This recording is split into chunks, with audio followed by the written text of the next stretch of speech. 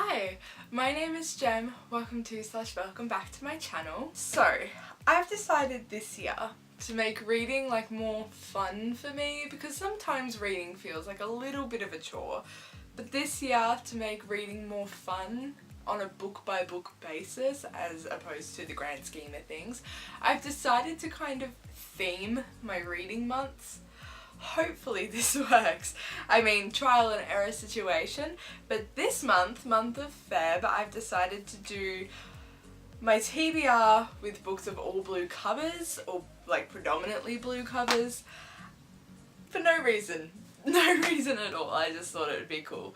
So without further ado, here's my Feb TBR. The first book is a book that I should have read over the holidays, but I didn't. It's one for school. It's Only the Animals by Sarah Dovey. I don't quite know how to pronounce that name. But as you can see, I've bookmarked all the ones that I have to read, although I think I might read them all just for the heck of it. This is a collection of short stories by an Australian author, which is great news, but a collection of short stories told through the perspective of animals. I know there's one from the perspective of a mussel from cats in World War I. It just kind of jumps all over the place, and I think that premise is super interesting and a perspective that we don't often think about in literature. So I'm super excited and I really hope this pans out well. The next one is one that has been out for the longest time, and I honestly have been meaning to read it for so long because it's an author that I really love. It's The Rest of Us Just Live Here by Patrick Ness. Not only is this cover blue and the spine's blue, but it's got blue sprayed edges. I love it. And I love the premise. So it follows a cast of characters who are kind of in, I believe it's a supernatural magical system plot, but they are not the protagonists. They are not the ones whom the story is supposed to be centered on. I just think that's the coolest idea. Again, a perspective we don't really think about in books because it's all about the protagonist and about the chosen one and about the one to wield all the power. I think it'll be really exciting to inhibit the perspective of people who aren't blessed by the Oracle.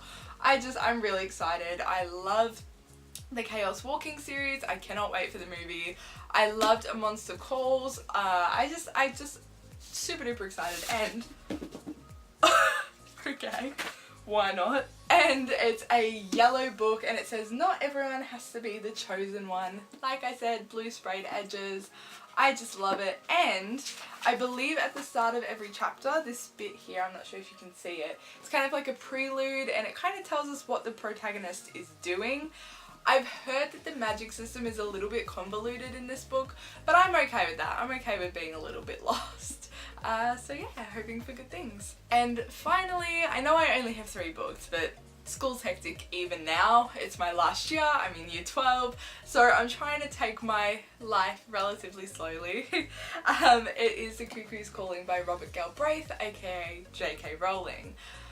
This was on my 2018 TBR, and for good reason. I have been meaning to read this for so many years. I think it came out in 2013, so that's half a decade now. I need to get my A into G. I need to get my A into G. This follows a PI called Cormoran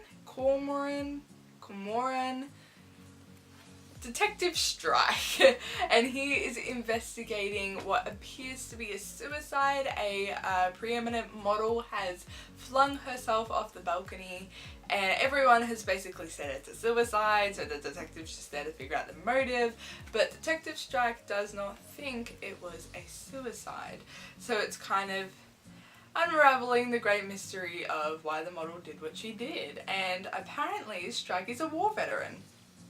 So that should be interesting. So that wraps up my February TBR. It's very blue, although I am not sad about my selections at all. I hope you guys enjoyed this video, but until next time, bye guys.